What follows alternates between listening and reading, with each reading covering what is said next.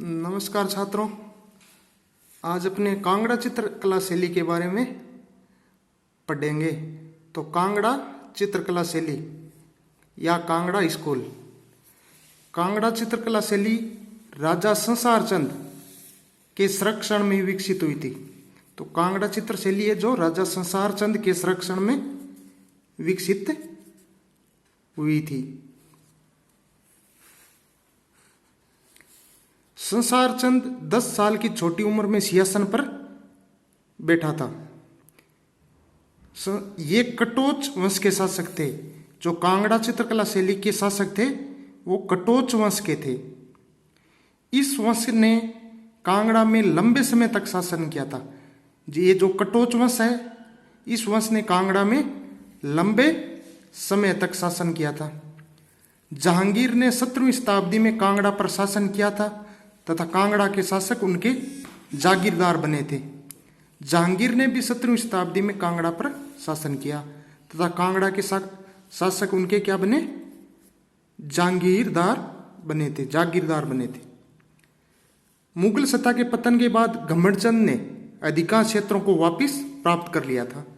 मुगल सत्ता के पतन के बाद अधिकांश जो क्षेत्र है उनको घमंडचंद शासक था उसने वापस प्राप्त कर लिया था। घमंडचंद ने व्यास नदी के किनारे अपनी राजधानी तीरा सुजानपुर की स्थापना की और सुंदर स्मारकों का निर्माण करवाया था। जो घमंडचंद शासक है कांगड़ा का, उसने व्यास नदी के किनारे अपनी राजधानी तीरा सुजानपुर की स्थापना की और सुंदर स्मारकों का निर्माण करवाया था।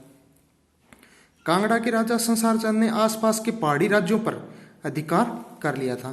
जो संसार चंद है उसने आसपास के जो पहाड़ी राज्य हैं उन पर भी अधिकार कर लिया था। राजा संसार चंद के समय तीरा सुजानपुर चित्रकला का प्रमुख केंद्र बन गया था।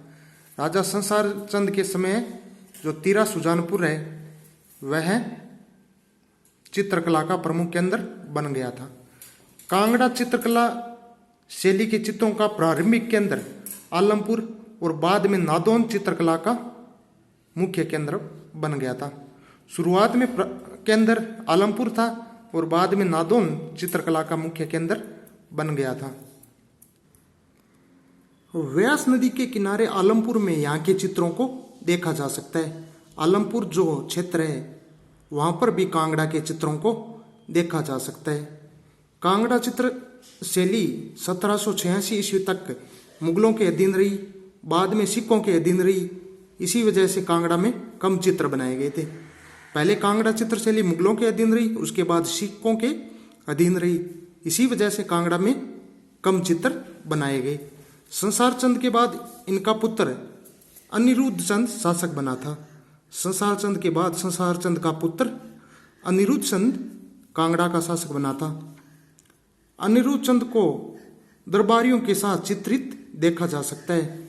अनिरुद्ध चंद शासक को अपने दरबारियों के साथ चित्रित देखा जा सकता है। रंगों की चमक, रेखाओं की कोमलता और सजावटी विवरणों की सूक्ष्मता कांगड़ा शैली की क्या है?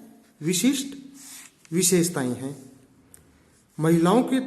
महिलाओं के चेहरे का चित्रण विशिष्ट है। माथे के साथ सीधी नाक भी इस शैली की क्या है? विशेषताएं हैं।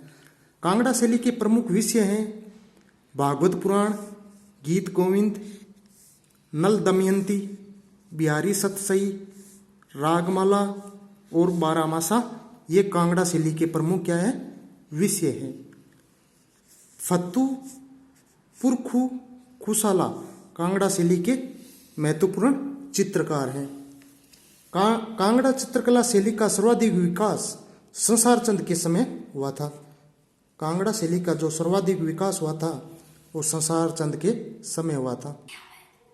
राजा संसार चंद ने गुलेर तथा आसपास के कलाकारों के साथ मिलकर एक बड़े स्टूडियो को संरक्षण दिया था। राजा संसार चंद ने भी गुलेर तथा आसपास के कलाकारों के साथ मिलकर एक बड़े स्टूडियो की स्थापना भी की थी। राजा संसार चंद के समय कांगड़ा चित्रशैली गढ़वाल और पश्चिम में कश्मीर तक फैल गई थी।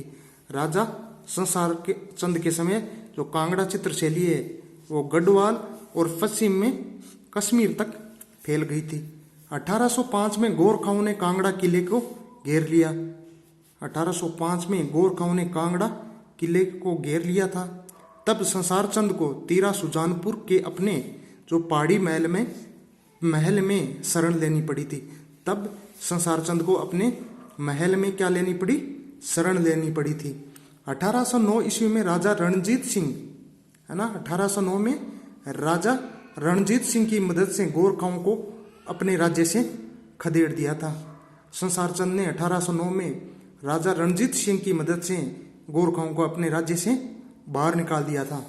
कांगड़ा में 1785 से 1805 तक उत्कृष्ट कृतियों का निर्माण हुआ था। नमस्कार।